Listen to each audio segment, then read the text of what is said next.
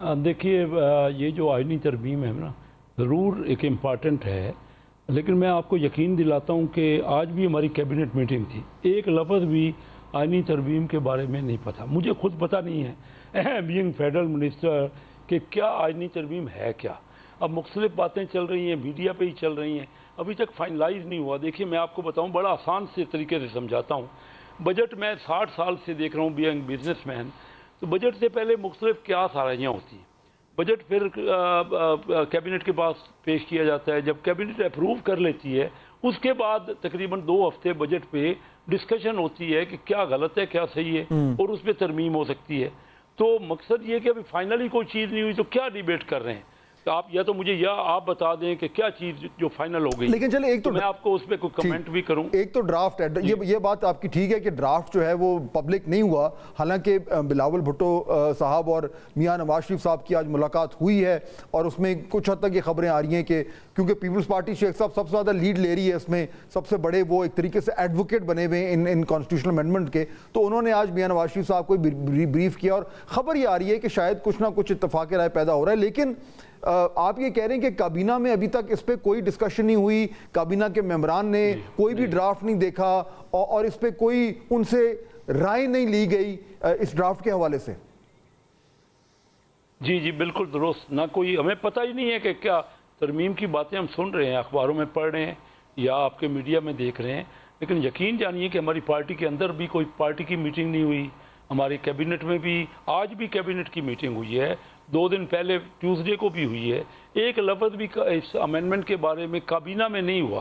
देखिए, बात ये कि ये तो ज़रूर, ये तो हमें अंदाज़ा हो रहा है कि अमेंडमेंट कोई आ रही है और उसके लिए 2/3 मेजॉरिटी चाहिए, लेकिन 2/3 मेजॉरिटी अलग-अलग असम्बली की और सेनेट की चाहिए, और तभी वो उस पॉइंट पे ही हो सकती है ना, जो इलेक्टेड लोगों की 2/3 मेजॉरिटी है। अगर कोई मुल्क की बेहतरी की बात होगी तो उस पर 2/3 मेजॉरिटी होगी ना, तो तभी कोई एग्रीमेंट या कंसेंसस बिल्कुल ऐसी और उस पर बहस भी होनी चाहिए। सर शेख साहब, अब क्योंकि टाइमिंग की भी बड़ी इंपॉर्टेंट है और उस पर भी बहस हो रही है कि ये तरमीम कब आएगी, एससीओ समिट से पहले आएगी बाद में आएगी, लेकिन आप क्योंकि कह रहे हैं कि जी काबीना में अभी तक वो आई नहीं है, तो मेरे ख्याल में शायद it would be safe to say कि आप, क्योंकि एससीओ समिट तो शुरू हो रहा है ट्यूसडे को, तो उससे पहले तो फिर ये नहीं होने जा रहा। अगर जो कुछ भी होना है वो एससीओ समिट के बाद ही होना है।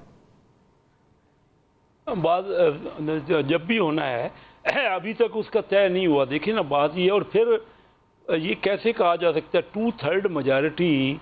देखिए, दुनिया के हर मुल्क में मेंबर को इजाज़त होती है कि अपने कॉन्शियस के तहत किसी बात पे वोट दे सकते हैं। हमारे यहाँ भी आइन में 2-3 चीज़ें हैं, वोट ऑफ कॉन्फिडेंस है या नो कॉन्फिडेंस है या बजट है।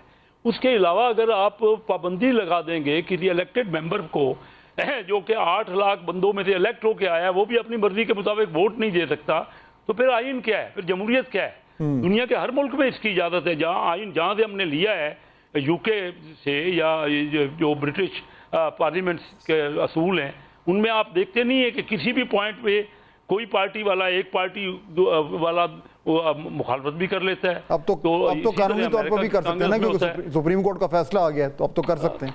नहीं, मैं कह रहा हूं अगर ना करे तो उसको क्या, आप मेंबर को क्या समझ रहे हैं, एक डमी समझ रहे हैं, उसको समझते हैं कि वो इंपॉर्टेंट है। मेंबर का अपना कॉन्शियस है। मैं समझता हूं एक बात को, ये ठीक है, और मैं उसमें वोट ही नहीं दे सकता, तो मेरा फिर मेंबर बनने का मकसद अवाम के बाद जाके इलेक्ट होने का, ये हमारे ऑलरेडी आइन में था। ये तो खामखा हम पार्टियां, कोई भी पार्टी जिसकी फेवर में कोई बात होती है वो दूसरे की मुखालफत शुरू कर देता है। बिल्कुल, ये कोई असूल की बात भी तो हमें करनी चाहिए। अच्छा, अब जहां पे असूल की बात हो रही है, उमैन याही साहब, बिल्कुल ब्रीफली लास्ट वर्ड, मेरे पर टाइम खत्म हो रहा है। मौलाना फैज़ुर रहमान साहब से पीटीआई की कल मुलाकात हुई है डेलीगेशन की, क्या बिल्कुल क्लियर हो गया है, मौलाना साहब ने कमिट कर दिया है कि वो गवर्नमेंट के साथ नहीं जाएंगे और पीटीआई के साथ ही रहेंगे? अच्छा देखें, एक तो मैं ये क्लैरिफाई कर दूं, कॉन्स्टिट्यूशनल अमेंडमेंट पे पार्टी डायरेक्शन अप्लाई करती है, आर्टिकल 239 इस पे बड़ा क्लियर है, तो वो आपने पार्टी हेड की डायरेक्शन फॉलो करनी होती है। जहाँ तक मौलाना साहब की बात है, देखें उनकी इंडिपेंडेंट अपनी पार्टी लाइन है, उनका अपना एक ख्याल है।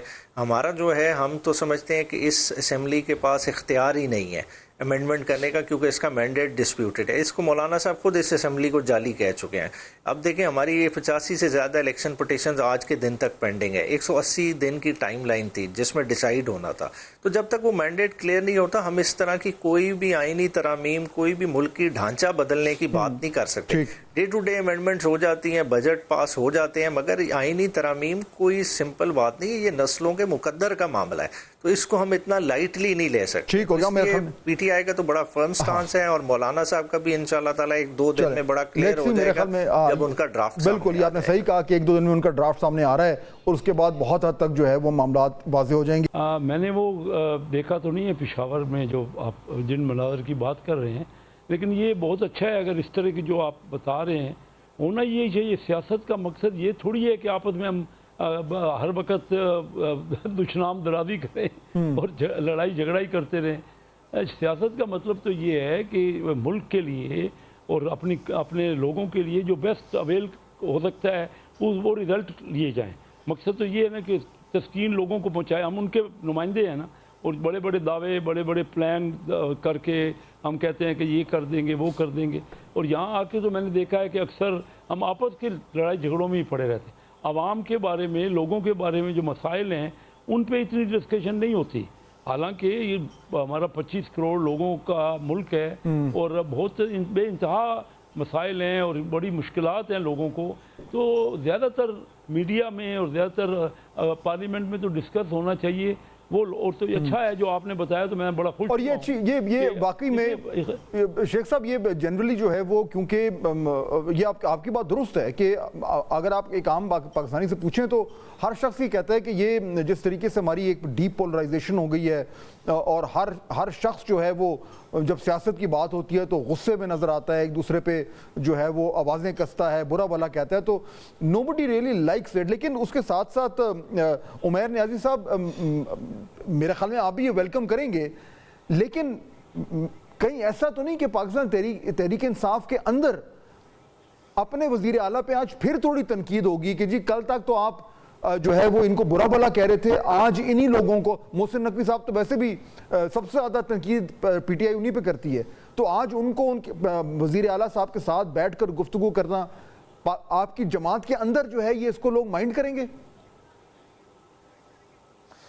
हाँ जी, बिस्मिल्लाहिर्रहमानिर्रहीम। नहीं जी, इसको देखें जैसा कैसे शेख साहब ने बात की, ओवरऑल चीज़ों की रियलाइजेशन होनी चाहिए कि किसका क्या जॉब डिस्क्रिप्शन है। अब देखें, लॉ एंड ऑर्डर है प्योरली प्रोविंशियल सब्जेक्ट। अगर पहले भी चीज़ें अगर थोड़ी सी आउट ऑफ हैंड हुई हैं, वो किस वजह से हुई हैं कि खैबर पे जो है ना ऑलरेडी एक ऑपरेशन कैरी आउट कराने की कोशिश की गई जो बेसिकली डायरेक्ट फेडरल के इंटरवेंशन से हो रहा था, और जिसकी वजह से देखें 3 जानों का ज़िया भी हुआ। अब अली अमीन ने देखें being head of the province बड़ा एक सेंसिबल इकदाम किया, एक राइट टाइम पे जो है ना एक जिरगा कॉल कर लिया, और जिरगे में देखा कि ऑल अक्रॉस तमाम की पार्टिसिपेशन हुई, तमाम स्टेक होल्डर्स ऑन बोर्ड हुए। देखिए, जो लॉ एंड ऑर्डर ये जिस तरह के प्रोविंशियल सब्जेक्ट्स है, ये डील ही बेहतर तरीके से सूबा कर सकता है।